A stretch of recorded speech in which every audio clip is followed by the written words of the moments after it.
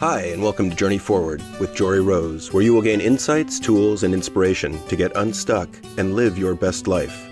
Jory is a licensed marriage and family therapist with a passion for helping people cultivate awareness and authenticity so they can show up fully in all aspects of their life.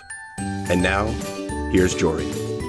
Hey everyone, it's Jory Rose, and welcome back to this week's podcast episode.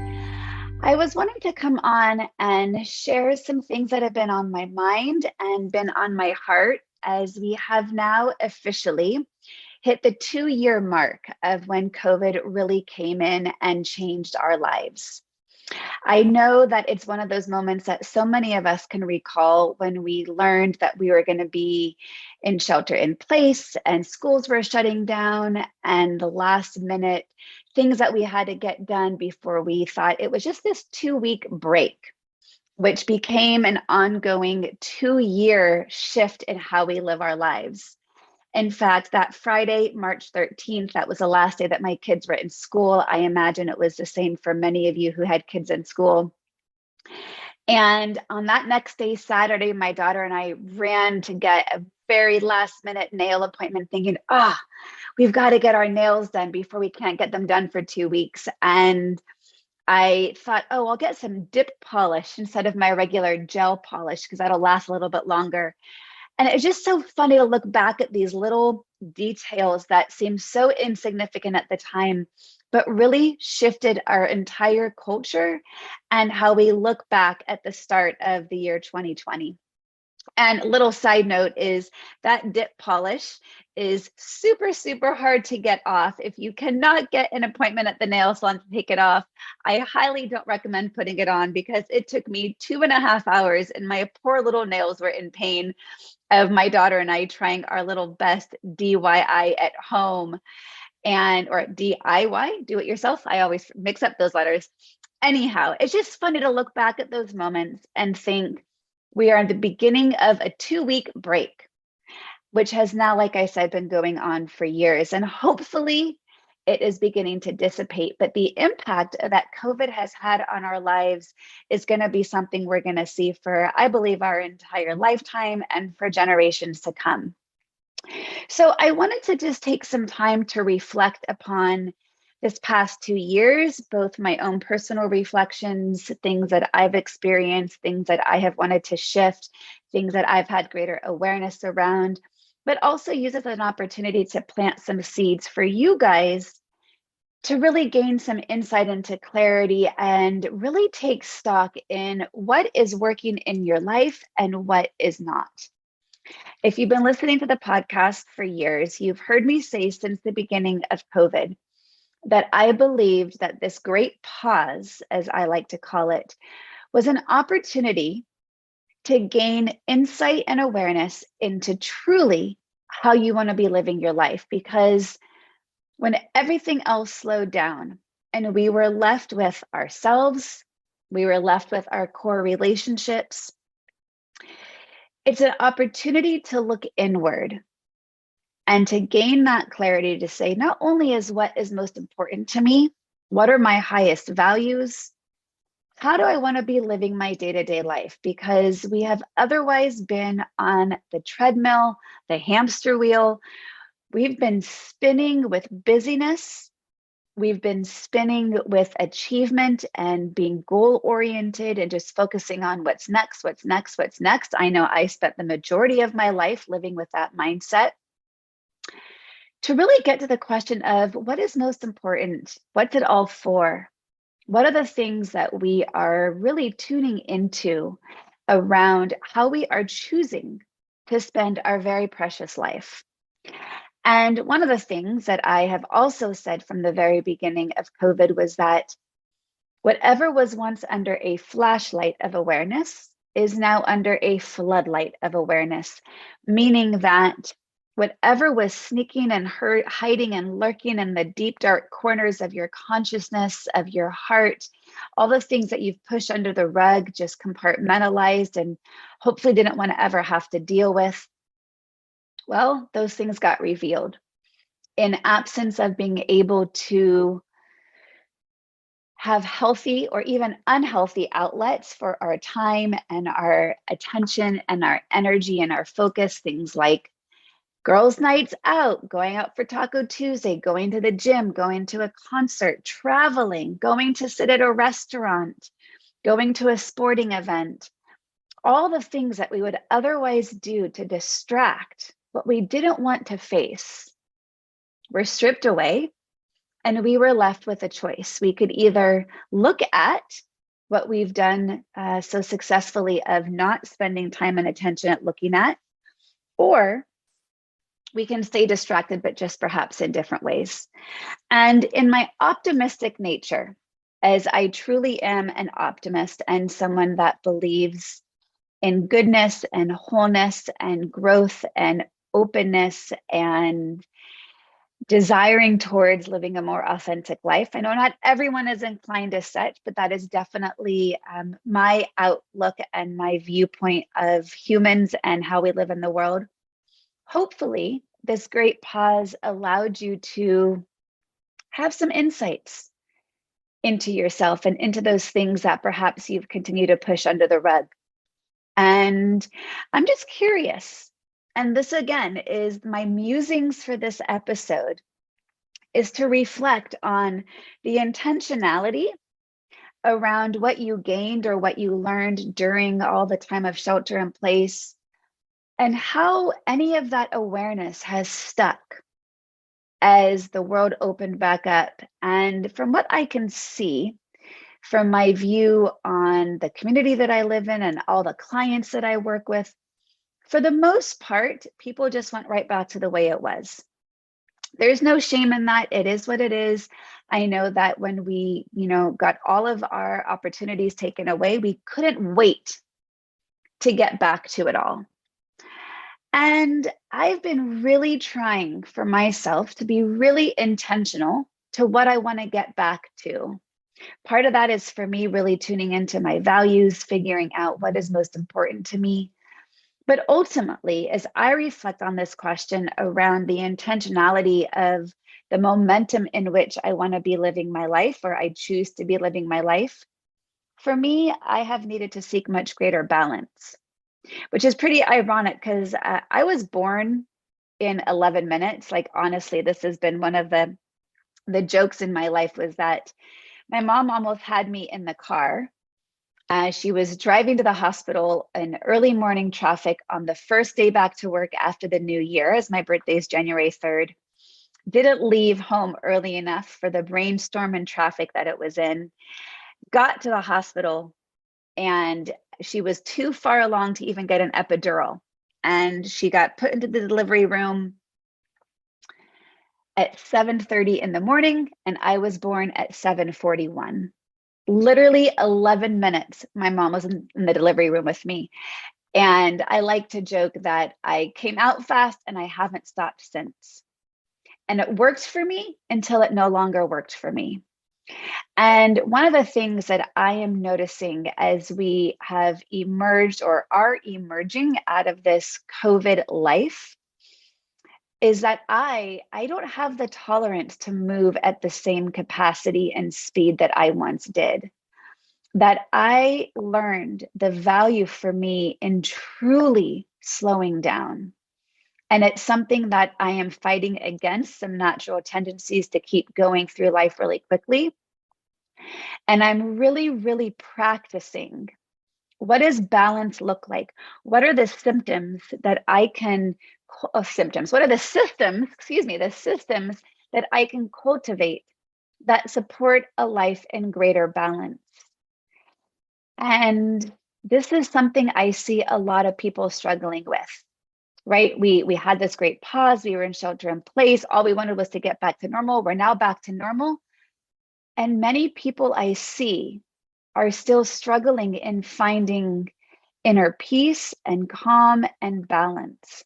Now, partly this is because, as we know, the world just hasn't let up and the challenges just keep coming. And we are being confronted with more and more real-time, in our face challenges that are calling upon our resilience, that are calling upon our tools and our strength. And we just can't turn a blind eye to the realities of the world. And this is not easy. And now more than ever, I feel it's important to be really intentional in how do you want to be living your life? Where is the places that are working? And where are the places that are not working for you?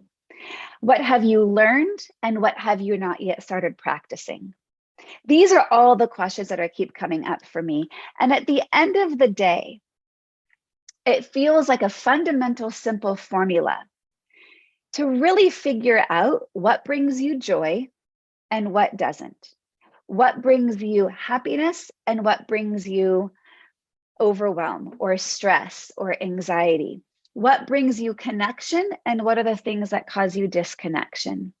What are the things that you want to do more of? And what are the things that you just simply are going through the motions and you can find a way to either not do anymore, find a way to begin to outsource, find a way to just let go of the expectation or the narrative that you had to go through life the same way that you always did.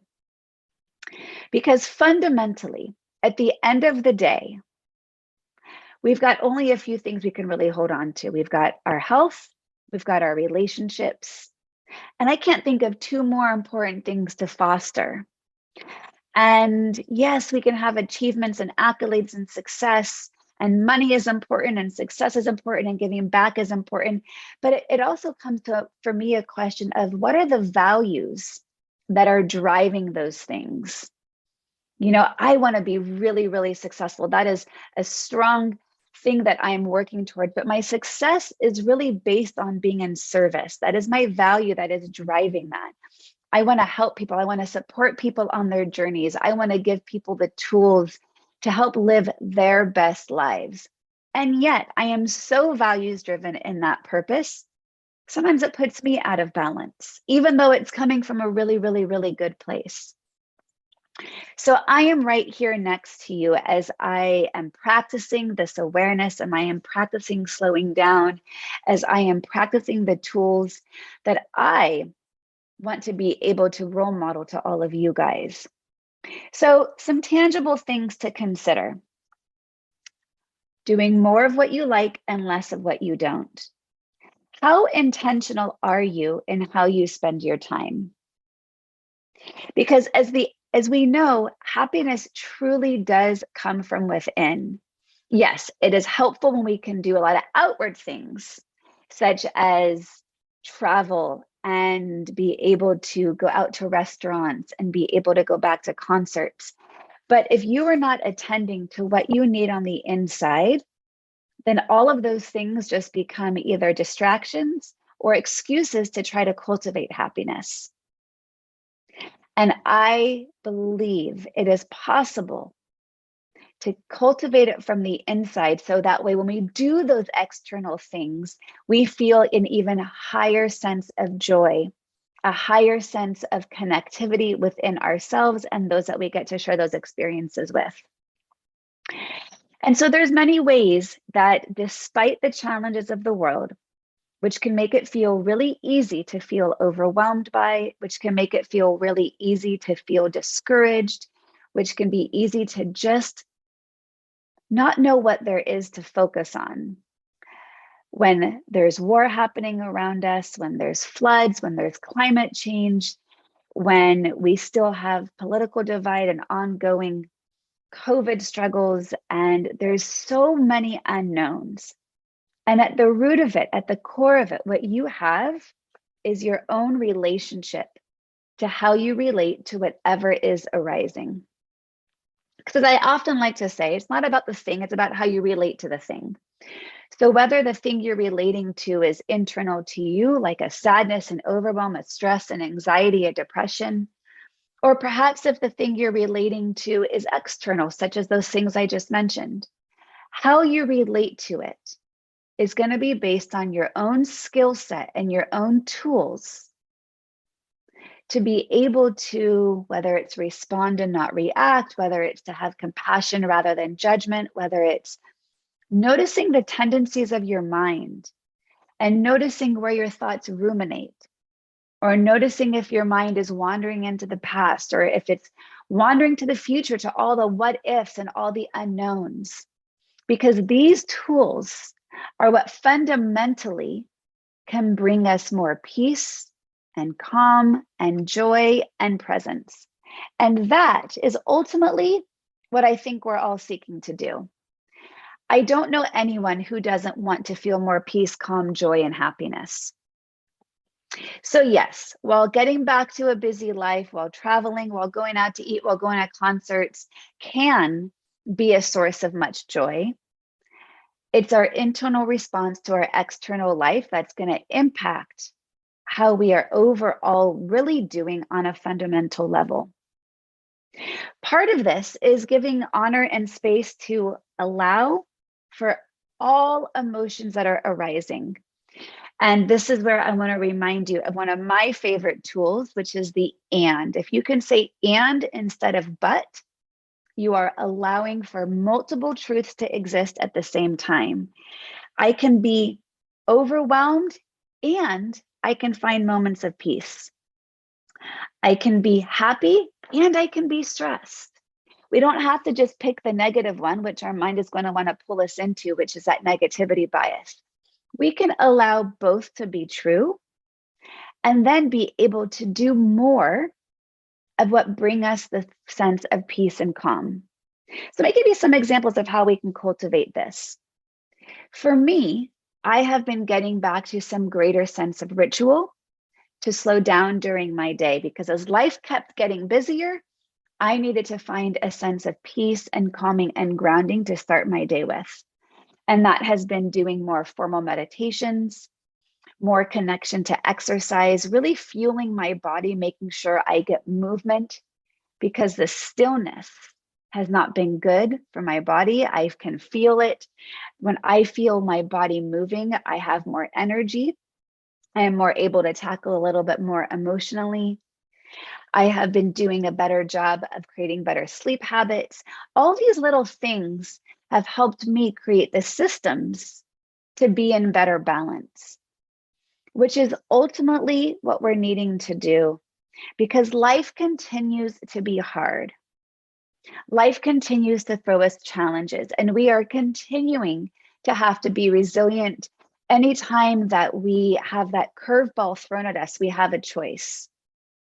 We can react to it, we can judge it, we can get angry, we can take it personally, or we can simply take a deep breath, depersonalize the situation, observe it for what it is, take another deep breath, find our source of compassion, and be able to harness into thoughts that help quiet down our overactive mind, such as being more present, focusing on what you're grateful for, coming into some present moment awareness, using your five senses, what you see, what you smell, what you touch, what you taste, what you hear, as a way of grounding into the present moment. So all of this is to say, I hope that as we are upon this 2-year anniversary of COVID really coming in and shifting our lives, that this episode is really an invitation for even more continued intentional living. If you're listening to this and you're thinking, oh, this is exactly what I needed to hear right now, there are no accidents. I hope that this has been a helpful reminder that we once knew how to slow down when it was forced upon us, and we can still be intentional in how we live our day-to-day life. And as we are offered more openings into the world and back into the experiences that are so meaningful. I mean, just last night, I went to a live concert show and the singer was talking about the value of shared experiences, connecting with strangers in a positive, joyful environment, such as a concert. These are the things that we need to keep harnessing to keep us connected as a humanity. COVID was very divisive. And part of that intentional living that I am suggesting is seeking meaningful connection with others, especially with the capital others, because we have been so divided. And what we need now is some much greater healing for our humanity, for our sense of a common people going through this common human experience. So again, thank you for tuning in and just listening to my musings about the things that have been on my mind around what we gained and learned about ourselves during the time of COVID, and how we are able to harness that awareness to live more consciously, to live with more presence, more awareness, and ultimately with more happiness. And remember that we have conscious choice in how we spend our time, energy, and attention.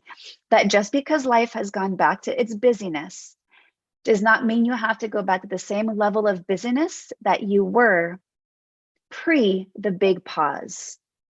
And if you are feeling overwhelm and stress in your body, it might be a reminder that we jumped back into the deep end so quickly, and that we can use some opportunity to slow down, because intentional conscious living is the very thing that can bring us more joy and peace.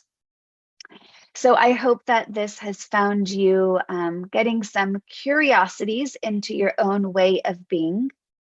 And I look forward to continue to have this conversation and to continue to be a guide to journey forward with you. And in just a couple of weeks, I actually am opening up my spring cohort of the Journey Forward method. So if you were wanting to gain some more tools in all of these things that we're talking about, if this sounds yummy and delicious and cozy, and you need more of that slowing down and balance and resilience and systems to bring you more ease and peace into your life, I would love for you to become part of the spring cohort. The Journey Forward method really is a culmination of 20 years worth of what I've learned and what I teach, coming from my background in counseling, psychology, and mindfulness and meditation. And these are the tools to truly help you live consciously and intentionally, getting out of those old narratives, the old habits, the mindsets, the patterns that just keep you spinning, because it is now time to get off that hamster wheel that you've been spinning on, and to live your life in a way that feels aligned, in a way that feels purposeful, and in a way that feels you get to be your authentic self. And I'm here to be your guide. So if you're interested in the Journey Forward method, the link is in the show notes. And otherwise, I hope that you take all of this as an invitation to reflect, to slow down, to pause, perhaps even journal about how do you want your life to look, and what are you doing to help step towards you living that path. Take care, you guys. I hope that you are all well. See you next time. To continue your journey forward, find Jory Rose on Facebook and Instagram to become part of her growing community. You can also gain access to her meditations, books, online classes, or to sign up for an upcoming retreat, visit her at joryrose.com. That's JOREEROSE.com.